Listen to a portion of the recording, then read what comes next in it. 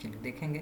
तो ये by cash देखेंगे कि डेबिट क्या हुआ है, 5 लाख हुआ है क्या, तो कैपिटल, बट कैपिटल कहीं पे भी यहाँ पर देखेंगे कैपिटल जो है पैस कैश दिया है 50,000 रुपया, 50,000 सॉरी 5 लाख रुपया दिया है, तो क्रेडिट उसके अकाउंट में हो गया। लेकिन कैश से कभी भी इसको जो है क्रेडिट कैपिटल जो है खुद से डेबिट कभी नहीं हो यहाँ पर। तो कैश से यहाँ पर जो है 50,000 बाई कैश, तो कैश के थ्रू जो है, तो कैश से डेबिट हुआ बैलेंस, कैपिटल अकाउंट के खाते में 50,000 रुपया का बैलेंस, 5 लाख रुपया का बैलेंस अभी भी दिख रहा है। तो इस प्रकार से हम लोग मेंटेन करते हैं। अब नेक्स्ट इसी जगह पे अगर कोई दूसरा होता तो क्या करते, तो सिंपली है, कुछ नहीं करना है, इसको ही कॉपी कर लेते हैं, फॉर्मेट मेरे पास ऑलरेडी है और इसी फॉर्मेट को सॉरी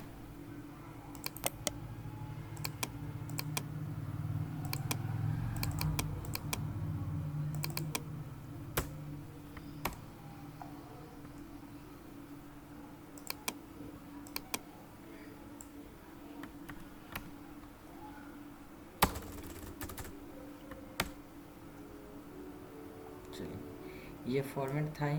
अब मैं कैश अकाउंट का बनाता हूँ, एक कैश अकाउंट, सपोज यहाँ पे कैश अकाउंट का बनाना होता तो क्या करते हैं, तो यहाँ पर वही चीज़ यहाँ पर आपको देखना होगा कि कितने कितने लेजर से क्या क्या बैलेंस आया है। तो आपको यहाँ पर एक बार यहाँ से शुरू करते हैं, देखते हैं ये आपका जो है कैश कहाँ कहाँ क्या हो रहा है। तो कैश अकाउंट, तो यहाँ पर कैपिटल के थ्रू देखेंगे तो बाई कैपिटल के थ्रू क्रेडिट हुआ है कितना, तो 50,000, तो बाई यहाँ पर क्या करते हैं capital, by capital account, debit हुआ है क्या, नहीं, कैपिटल अकाउंट से 0, ये आपका जो है 50,000, ये हो गया 5 लाख था। तो उस समय तक बैलेंस, चलिए इसको मैं तब तक हटा देता हूँ, बैलेंस लास्ट में लिखेंगे। उसके बाद नेक्स्ट देखेंगे कैपिटल कैश का और किसके साथ ट्रांजैक्शन हो रहा है, तो इसके साथ ट्रांजैक्शन हो रहा है, और इसमें जो है पंजाब नेशनल बैंक, तो इसमें क्या हो रहा है, तो पंजाब नेशनल बैंक में आपका जो बैलेंस है, कैश बैलेंस जो था वो पंजाब नेशनल बैंक में डेबिट हो रहा है। तो पंजाब नेशनल बैंक में क्या हो रहा है, डेबिट हो रहा है। तो अब आपके पास यहाँ पर बाई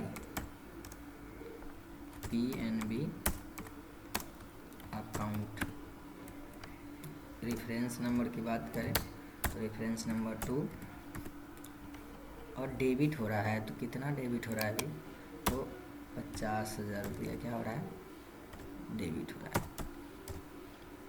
अब यहाँ पर भी अगर मेंशन करना शुरू करें तो यहाँ पर अभी तक आपके पास कितना बैलेंस था, तो 50,000 रुपया था, लेकिन अब आपके पास से जो 50,000 रुपया कैश में, 5 लाख रुपया जो कैश में था उसमें से 50,000 रुपया कहाँ जमा हो गया, पंजाब नेशनल बैंक में। तो अब आपके पास 4.5 लाख रुपया बैलेंस बच गया। नेक्स्ट अगर आगे फिर अगर आप बढ़ाते हैं इसी को, तो फिर देखेंगे क्या होता है।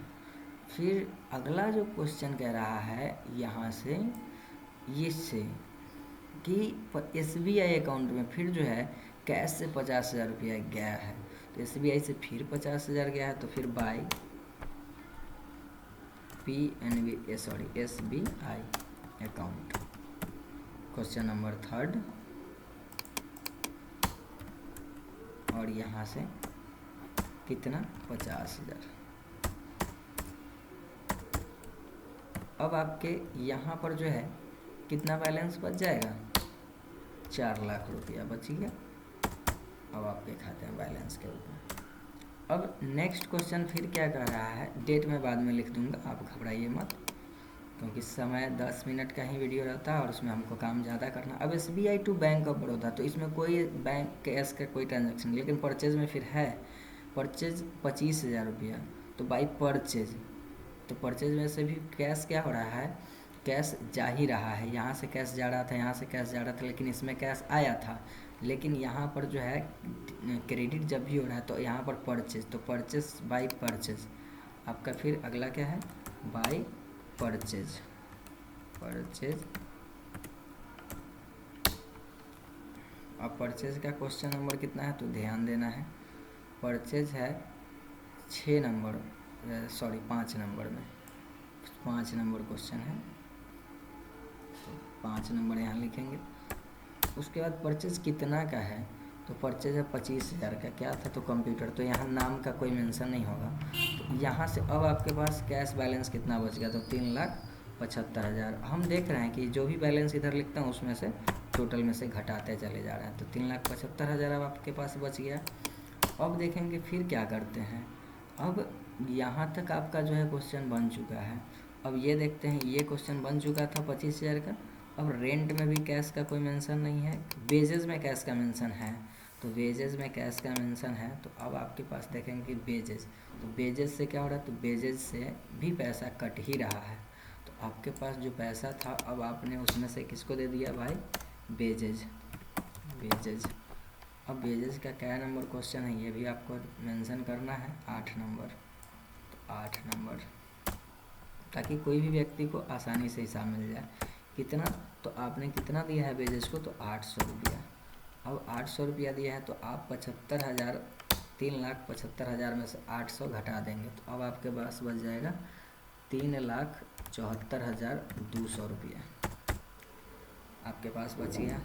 अब आप फिर क्या करोगे, फिर यहाँ से देखते हैं, ये आपका इंटरेस्ट है जो कि पीएनबी अकाउंट में आया है।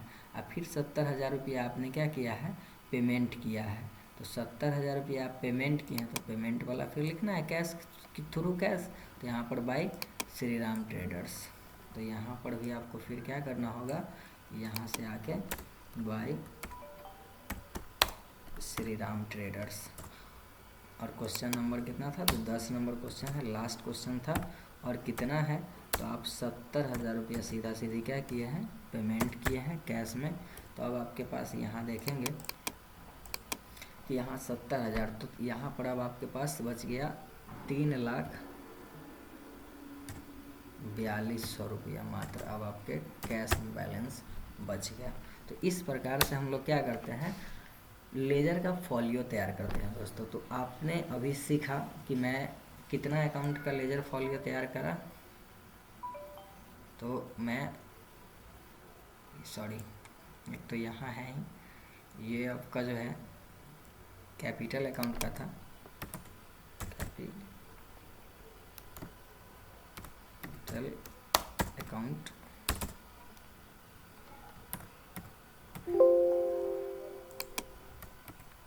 कैपिटल अकाउंट, और ऊपर जो बनाया गया है ये था आपका कैश अकाउंट,